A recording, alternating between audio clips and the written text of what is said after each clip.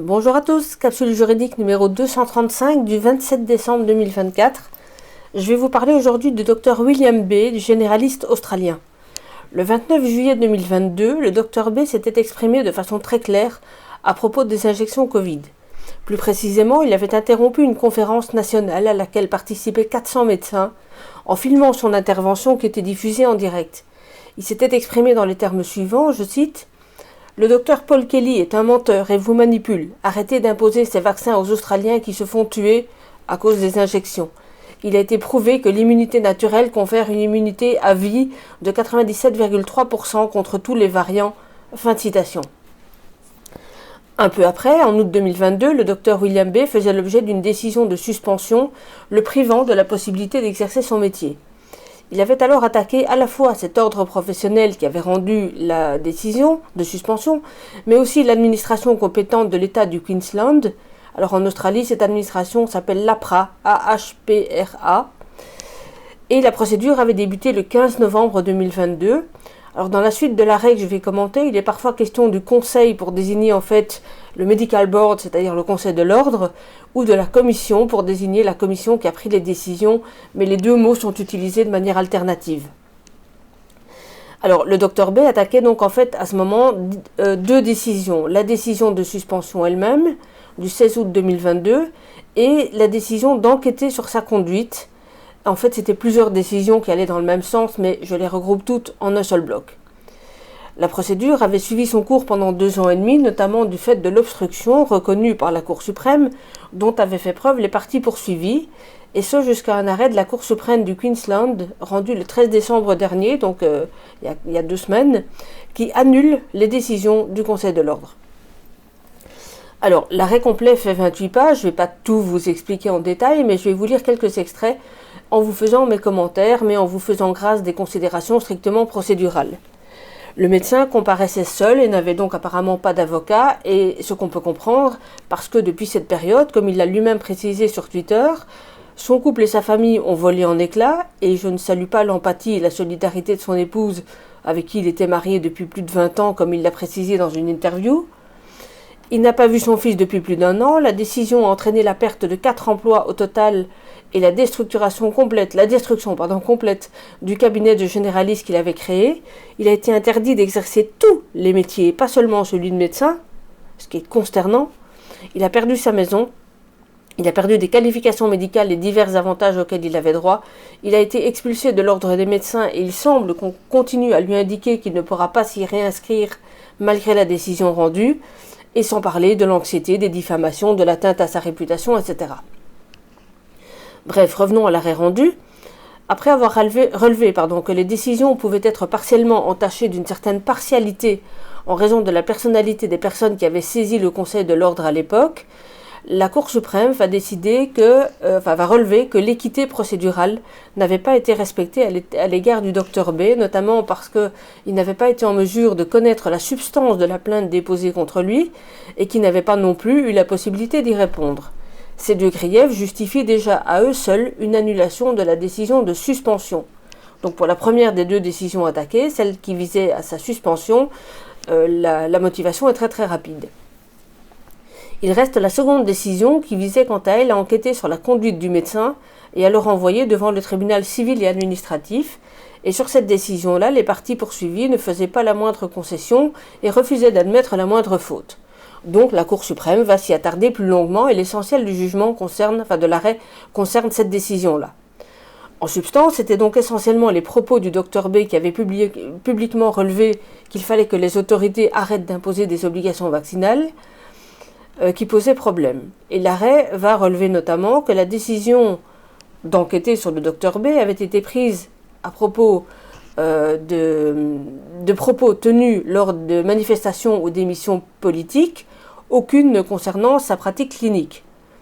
La Cour suprême relève également que la décision d'enquêter sur le Dr B était fondée sur le fait qu'il aurait, entre guillemets, violé la législation pertinente, fermez les guillemets, et n'aurait pas respecté les garanties réglementaires, griefs qui n'ont pas résisté à l'examen des faits lors de l'audience. Les parties poursuivies se défendaient notamment en relevant que cette décision, donc d'enquêter, avait été prise au cours, je cite, d'une période historique extraordinaire.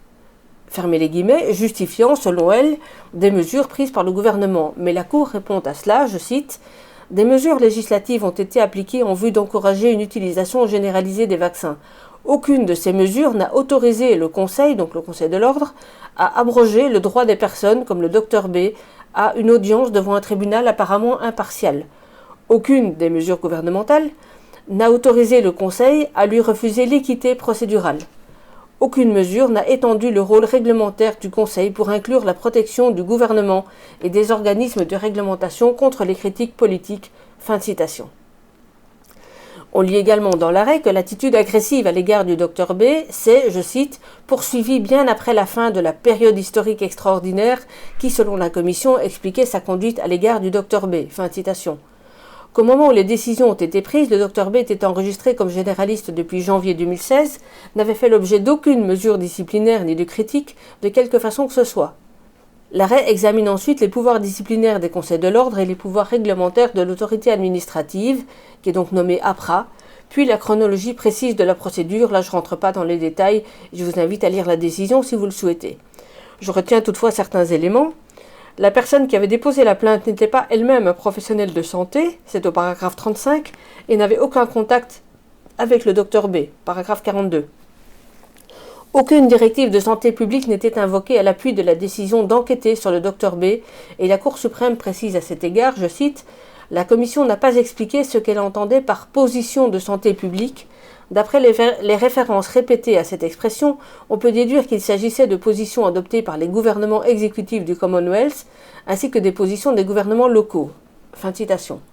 La Commission avait donc estimé que le Dr B pouvait, entre guillemets, éroder la confiance intrinsèque du public envers les médecins et était susceptible d'avoir un impact très négatif sur l'opinion publique à l'égard de la profession médicale, et qu'il fallait donc prendre des mesures parce que, je cite à nouveau, la confiance du public dans les médecins est considérée comme relevant de l'intérêt public primordial. Fin de citation. Au paragraphe 88, on apprend aussi qu'une responsable de l'administration avait pourtant soutenu le Dr B en rappelant qu'il avait toujours agi conformément à la loi nationale et aux règles déontologiques et que ses commentaires, entre guillemets, ne présentaient pas de risque grave pour la communauté, fermez les guillemets. Elle précisait qu'il avait aussi le devoir, en vertu du code de conduite, d'avertir le public contre les risques graves en étayant ses affirmations par des documents et références scientifiques comme le faisait le Dr B. L'arrêt relève également qu'à partir de février 2023, les parties poursuivies ont aussi tout mis en œuvre pour empêcher le Dr B de déposer une demande de révision de la décision en outrepassant leurs pouvoirs, c'est au paragraphe 109, et la Cour considère qu'à ce sujet qu'il est raisonnable de déduire que bien que la Commission et l'APRA cherchaient à rejeter la demande de révision du Dr B, ils ne se croyaient pas obligés de révéler des documents au Dr B ou les présenter à la Cour.